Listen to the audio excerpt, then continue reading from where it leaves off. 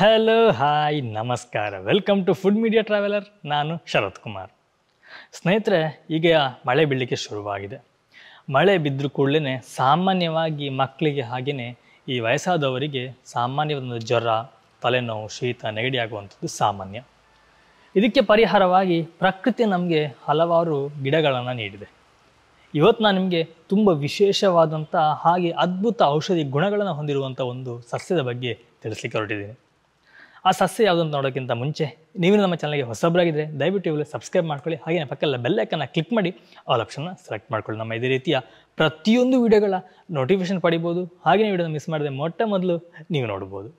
ಸ್ನೇಹಿತರೆ, ನಾನಿವತ್ತು ನಿಮಗೆ ತಿಳಿಸ್ಲಿಕ್ಕೆ ಹೊರಟಿರುವಂಥ ಗಿಡ ತುಂಬಾ ಪೂಜನೀಯವಾಗಿ ಪ್ರತಿದಿನ ಪೂಜಿಸಲ್ಪಡುವಂಥ ಗಿಡ ತುಳಸಿ ಗಿಡ.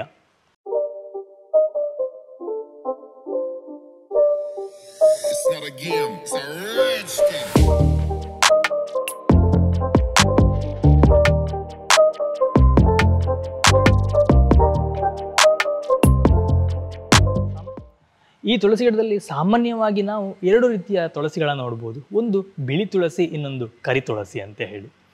ಕರಿ ತುಳಸಿಗೆ ಕೃಷ್ಣ ತುಳಸಿ ಅಂತಲೂ ಸಹ ಕರೀತಾರೆ. ಬಿಳಿ ತುಳಸಿ ತಿಳಿ ಹಸಿರು ಬಣ್ಣ ಹೊಂದಿದ್ರೆ, ಈ ಕರಿ ತುಳಸಿ ಕಂದು ಅಥವಾ ತಿಳಿ ಕಪ್ಪು ಬಣ್ಣವನ್ನು ಹೊಂದಿರುತ್ತೆ. ಈ ಎರಡು ಗಿಡದಲ್ಲಿರುವಂತಹ ಔಷಧೀಯ ಗುಣಗಳು ಸ್ವಲ್ಪ ವಿಭಿನ್ನವಾಗಿರುತ್ತೆ. ಈ ಎರಡು ತುಳಸಿ ಗಿಡಗಳು ಸಹ ರೋಗ ನಿರೋಧಕ ಶಕ್ತಿಯನ್ನು ಹೊಂದಿದೆ. ನಾನು ಆಲ್ರೆಡಿ ನಿಮಗೆ ಬಿಳಿ ತುಳಸಿ ಬಗ್ಗೆ ಅಥವಾ ನಾವು ಸಾಮಾನ್ಯವಾಗಿ ನೋಡುವಂಥ ತುಳಸಿಯ ಬಗ್ಗೆ ಸಂಪೂರ್ಣ ಮಾಹಿತಿನ ನೀಡಿದ್ದೇನೆ. ಇವತ್ತು ಕರಿ ತುಳಸಿ ಅಥವಾ ಕೃಷ್ಣ ತುಳಸಿಯ ಬಗ್ಗೆ ಸಂಪೂರ್ಣ ಮಾಹಿತಿನ ತಿಳಿಸ್ಕೊಡ್ತೀನಿ. ಕಪ್ಪು ತುಳಸಿ ಹೆಚ್ಚಾಗಿ ಆಯುರ್ವೇದದಲ್ಲಿ ಹಾಗೆಯೇ ಸಾಂಪ್ರದಾಯಿಕ ಔಷಧಿ ಪದ್ಧತಿಯಲ್ಲಿ ಔಷಧಿಯಾಗಿ ಬಳಕೆ ಆಗ್ತಿರುವಂತಹ ಒಂದು ಗಿಡ. ಈ ಕರಿ ತುಳಸಿಗೆ ತುಂಬಾ ವಿಶೇಷವಾದಂಥ ಶಕ್ತಿ ಕೂಡ ಇದೆ. ಕೃಷ್ಣ ತುಳಸಿಯ ಉಪಯೋಗದಿಂದ ರಕ್ತದಲ್ಲಿನ ಸಕ್ಕರೆ ಮಟ್ಟವನ್ನು ಕಡಿಮೆ ಮಾಡಲಿಕ್ಕೆ ತುಂಬಾ ಸಹಾಯ ಮಾಡುತ್ತೆ. ಮಧುಮೇಹಿಗಳು ಈ ತುಳಸಿಯ ರಸವನ್ನು ಸೇವಿಸಿದರೆ ಮಧುಮೇಹ ಕಂಟ್ರೋಲಿಗೆ ಬರುತ್ತೆ.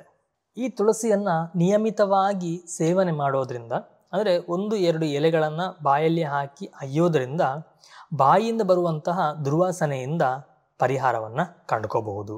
ನೀವು ಯಾರಾದರೂ ಹೇಳೋದನ್ನು ಕೇಳಿರಬಹುದು, ತುಳಸಿಯನ್ನು ನಮ್ಮ ಚರ್ಮಕ್ಕೆ ಹಾಕೋದ್ರಿಂದ ಚರ್ಮ ರೋಗದಿಂದ ಪರಿಹಾರವನ್ನು ಪಡಿಬೋದು ಅಂಥೇಳಿ.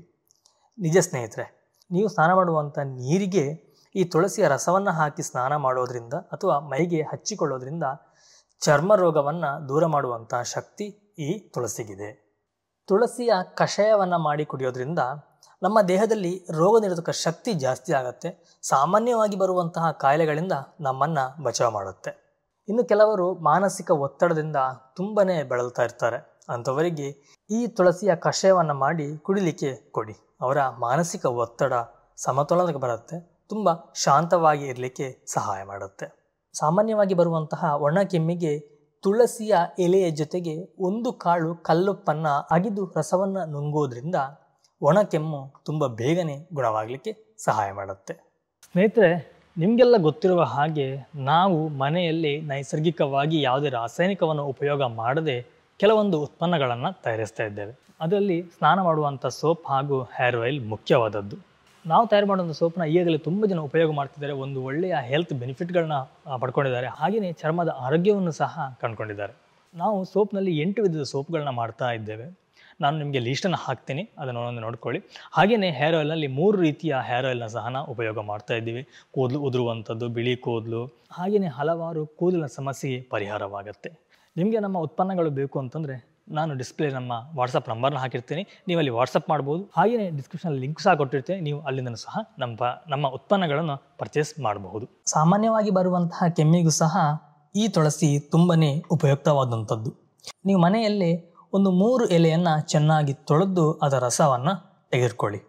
ಅದಕ್ಕೆ 2 ಚಮಚದಷ್ಟು ಜೇನುತುಪ್ಪ, ಹಾಗೆಯೇ ಚಿಟಿಕೆಯಷ್ಟು ಅರಶಿನ ಪುಡಿ, ಚಿಟಿಕೆಯಷ್ಟು ಕರಿಮೆಣಸಿನ ಪುಡಿ ಅಥವಾ ಕಾಳುಮೆಣಸು ಅಂತೀವಲ್ಲ ಅದರ ಪುಡಿಯನ್ನು ಸೇರಿಸಿ ದಿನಕ್ಕೆ 2-3 ಬಾರಿ ಸೇವನೆ ಮಾಡಿ.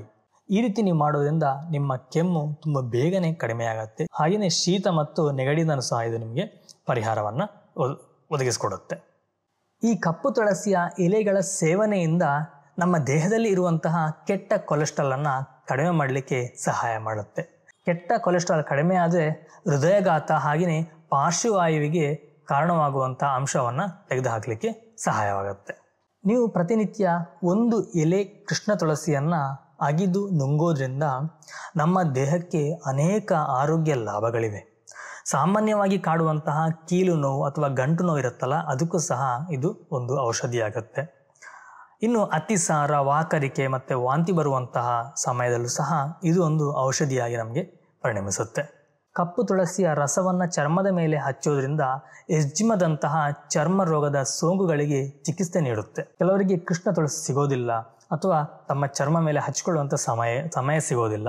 ಅಂಥವರಿಗೆ ನಮ್ಮಲ್ಲಿ ಈ ತುಳಸಿಯನ್ನು ಉಪಯೋಗ ಮಾಡಿಕೊಂಡು ನಾವು ಸೋಪನ್ನು ತಯಾರಿಸಿದ್ದೇವೆ.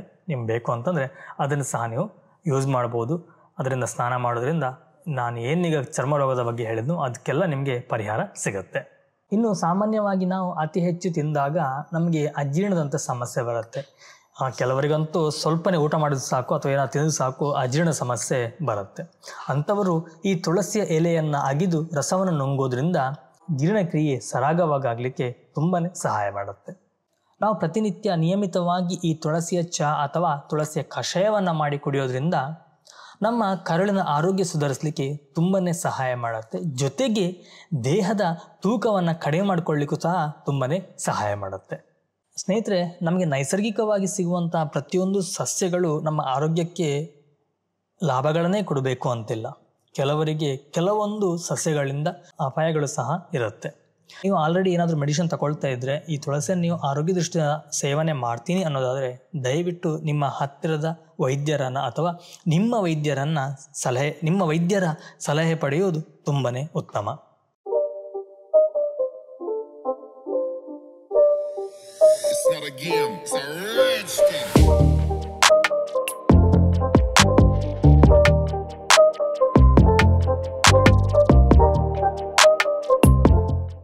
ಸ್ನೇಹಿತರೆ, ನೋಡಿದ್ರಲ್ಲ, ಇದಿಷ್ಟು ಕಪ್ಪು ತುಳಸಿ ಅಥವಾ ಕೃಷ್ಣ ತುಳಸಿಯ ಸಂಪೂರ್ಣ ಮಾಹಿತಿಯಾಗಿತ್ತು, ಹಾಗೆಯೇ ಆರೋಗ್ಯ ಲಾಭಗಳಾಗಿತ್ತು.